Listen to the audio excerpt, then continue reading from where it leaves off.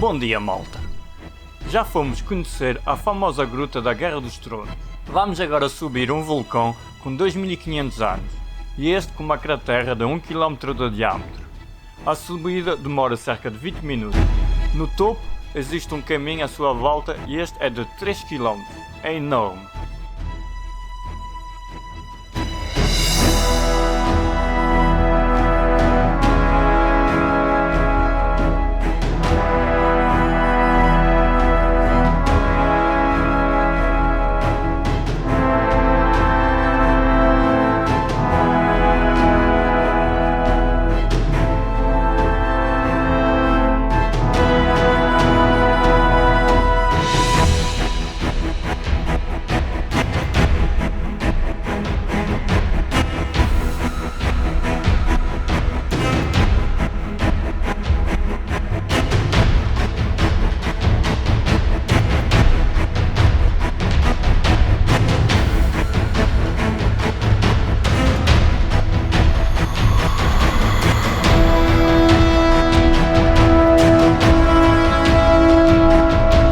Vamos a caminho da Cascata dos Deuses.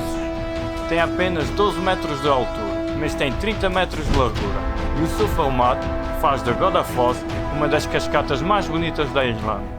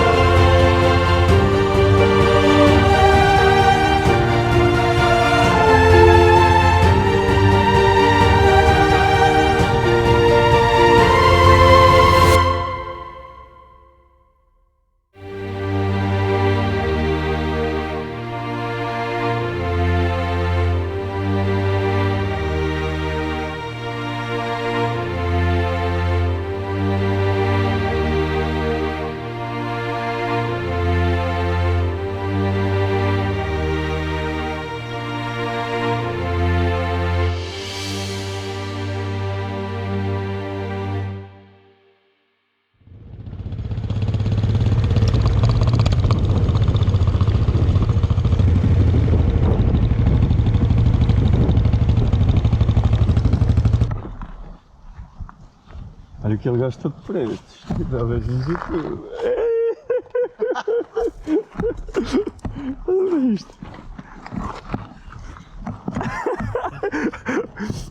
O Monteiro até come pelo de cão e na Islândia para não passar fome. Muito se fala na frieza dos islandeses. Eu achei-os bem prestáveis. O Marco precisou de mudar o óleo à mota. O dono do campismo mostrou-se totalmente à disposição e emprestou tudo o que fosse necessário. O Carlos e eu tivemos a ajustar as nossas correntes. Amanhã vai ser o dia todo fora de estrada, numa das F-Roads, essas proibidas aos carros, sem tração às 4 rodas.